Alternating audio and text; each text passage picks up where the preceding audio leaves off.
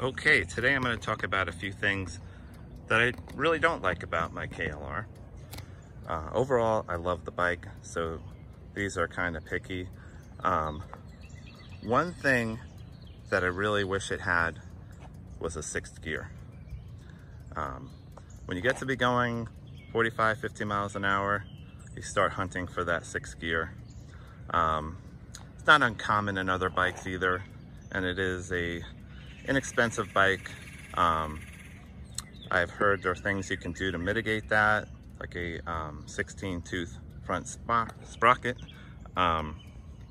So that would be one thing that I wish the bike had. Another thing that I think could be improved upon is the instrument cluster. I really think that a gas gauge would be nice, although the tank is really big and does have a reserve. And maybe an oil pressure light would be good.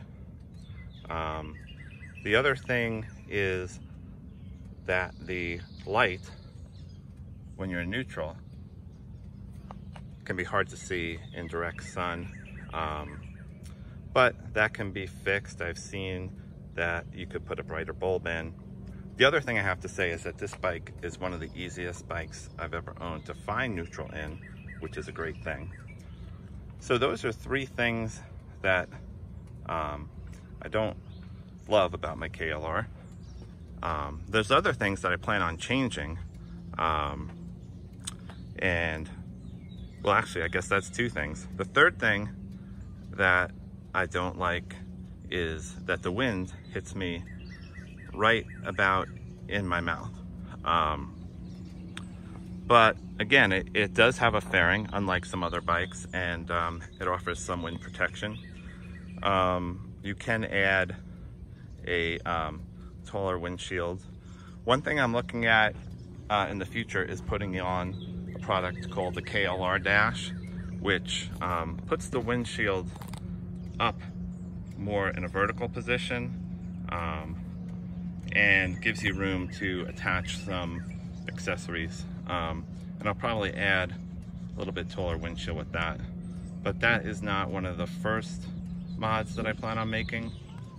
The first mods that I plan on making are, I would like to add some crash bars, because I got the bike to run both on and off road. And that's my biggest concern, is dropping the bike and ruining the plastics, the fairings. Another thing I've found in the limited off-road riding I've done is the foot pegs. I think the foot pegs can get pretty slippery, so I'm going to change those out and put a foot peg lowering kit on as well, because I'm fairly tall.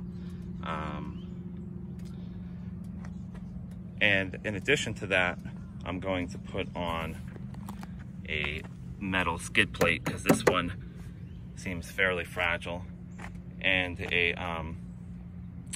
the oil drain plug sticks out a bit, so I'm going to put a recessed oil drain plug on, or low profile oil drain plug, next time I change the oil. The other thing I plan on doing is putting bar risers on, and that's just to fit my body more comfortably. I feel like I'm a little bit hunched over at times. And those are the first mods that I plan on doing, mostly to protect the bike when I go off-road and to make myself a little bit more comfortable. I've heard some mods that other people like to do, and I may do these down the road.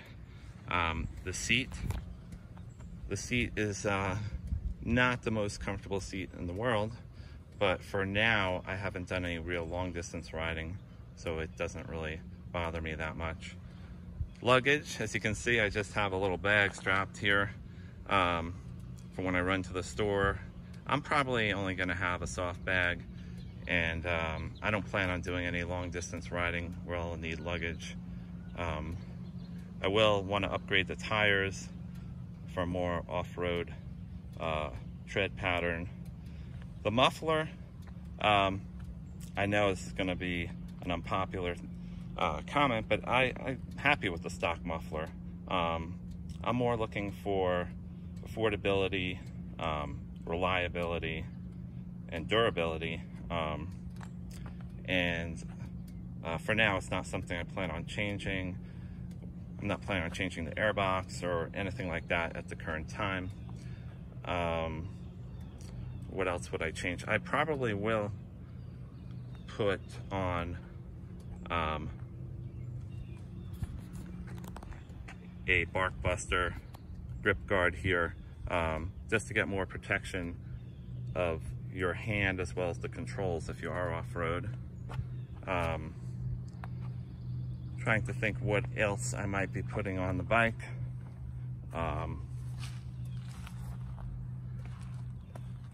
Possibly after I get the new foot pegs and lowering kit on, I'm going to take a look at how my foot feels on the shift lever and make a decision about that. The crash bars are the number one thing that I'm concerned about. I have them already, they already arrived at my house, and that'll be the next thing that I put on. I just don't feel comfortable going off-road in the mud or on the rocks and dropping the bike. There are a ton of other mods that can be made. That's one of the things I love about the KLR. And I've only owned the bike a short time, so my feeling may change on some of the other things that people do on the bike. But for now, that's what I have planned. I do love this bike. I would definitely recommend it to anyone. And my next video, I'll probably show some of the mods actually on the bike and discuss why I picked those particular brands. Thank you for watching. I hope you liked the video, and I'm gonna get back to riding.